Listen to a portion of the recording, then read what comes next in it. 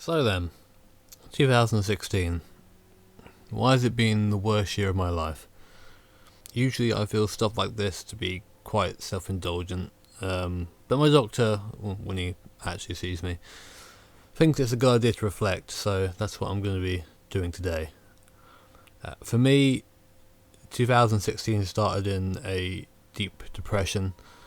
I was adjusting to some new pills that turned me into, well, a maniac, really, for lack of a better word. My mind reached a level of impulsiveness that I've not experienced beforehand or since then. I'm going to blame that for my hilariously dyed blonde hair, so that's my excuse for that.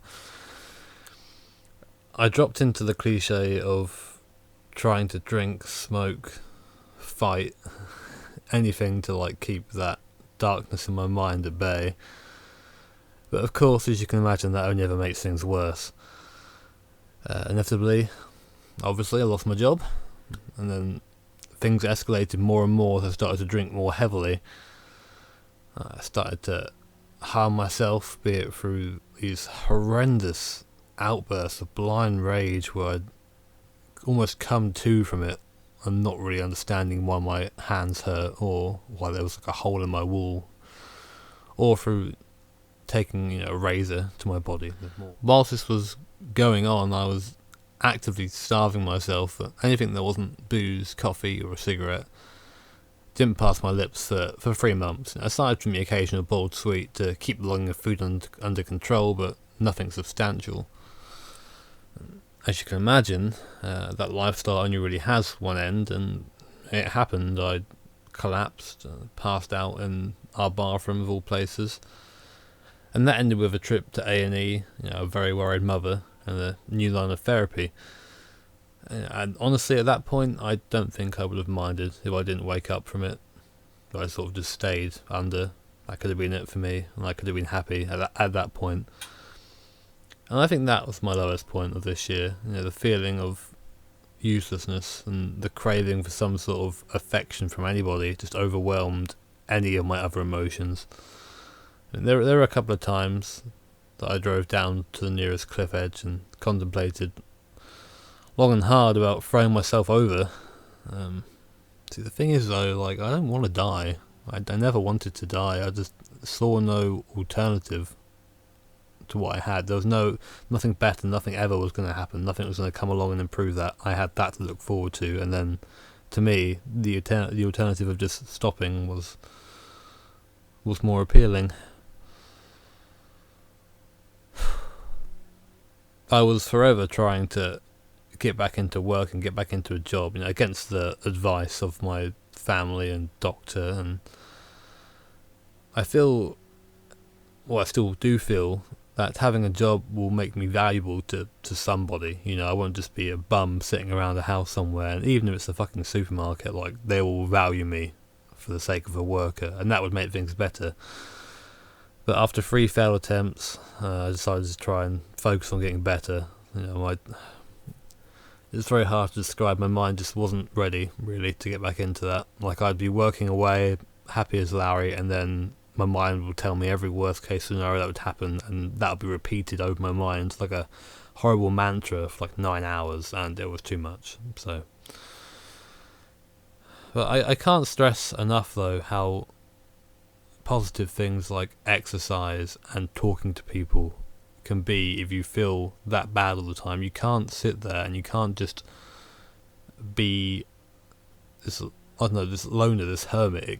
You can't sustain yourself doing that. And I understand when you're at that point, and that is all you want to do. You don't want to talk to anybody. I mean, for example, I've been going to the gym now since October, and at first, the first couple of times of me going, I had to really force myself to get up and go. It was, almost, it's like a weird battle with your mind. It sounds so pathetic when you say it out loud, but at the time it doesn't seem like it at all. And I had to really make myself go, and it's helping me. Aside from being physically fitter, which is fantastic, and actually having some sort of defined arm muscle for the first time in my life, which is really weird for me. I've always been a bit of a dweeb. It actually makes you feel like a functioning person, and I think that sort of thing is really important if you're trying to recover. YouTube has helped me massively, as it always does. I mean, of course, there have been days and weeks where I just come away from it or feel like the stuff that I'm doing isn't good enough to warrant uploading it. I mean, there are countless recordings from sort of the time I mentioned before where I've tried to make something, tried to put something together, and I just wasn't happy with it, and I just left it, basically. I'm sure if I went back to it now, they wouldn't be so bad, but you can really hear, well, I think anyway, I can hear my mood in the video, even when I'm trying to be all like bright and chirpy, like, hey guys, you can still sort of hear it in the background. Maybe I'm more attuned to that, of course, because it's my own mind, but there you go. But I mean, the last month or so on YouTube has been really positive. You know, I managed to stick to a fairly decent, fairly regular schedule of upload, and I'm enjoying creating the content, and the feedback I'm getting is nice as well. It's fantastic to have the support from you guys still after all this time, of course, of me being sort of in and out, up and down, and I've still got a very, I guess, a loyal subscriber base, and I thank you guys for that. You know, I really should. I mean, I ought to mention in this video that special mention of my friend Jolien, someone that I don't think you've ever heard of if you're watching on YouTube, or someone that I've never really mentioned before in a video. But for lack of a better word, and I actually hate this term because it reminds me of just like just sad housewives. But he's been my rock like throughout this time, like his patience and his empathy through like my really fucking dark, cynical periods. It's probably the reason why I'm not locked up in some sort of psych ward somewhere. I mean, that's not to say that people haven't tried to reach out to me and tried to help me in some way, but no one has been as proactive and, I don't know, persistent as he has. I mean, there was a point where I essentially lived at his house for 6 weeks, and never at any point did he or his family make me feel anything but welcome and safe. And so, to you, Joe, you are my brother, man, and I'll never forget your kindness. I am far from the person that I used to be before all this started. I kind of think that he doesn't exist anymore, and you know, he wouldn't do things like try and fix up a car, or you know, try and expand social circles, any of that. He would sit and he would moan and he would do nothing about it. And as much as I still have these darker moments where nothing I can think of is enough to sate that, you know, that feeling of despair, I have moments now, I have happy moments of satisfaction, and times where I can feel proud of things that I've done, which is something that I've not felt for a very long time. So, I mean, I will fight all the way against this deplorable disease that no one seems to really want to talk about or want to acknowledge as natural illness. If you're in the UK, I'm sure you try going to NHS at some point, and they've probably told you to.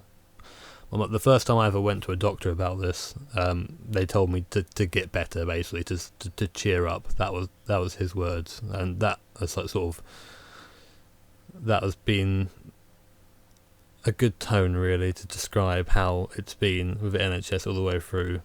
Unless you're actually about to kill yourself, they really couldn't care less, and it was at that point you have to sort of decide to try and do it yourself, you know. And like I said, I'm gonna fight this for as long as I'm able to do so, and hopefully I'll win, eh? Gotta win something. But anyway, guys, sorry for the bit of the self-indulgent video. I wanted to make it. I do feel like it was a good process to sit down and write all this out and then talk about it.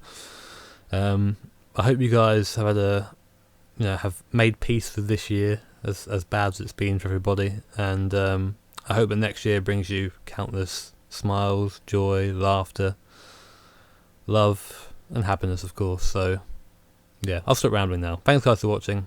Have an awesome New Year's, and let's go into the next one together, shall we?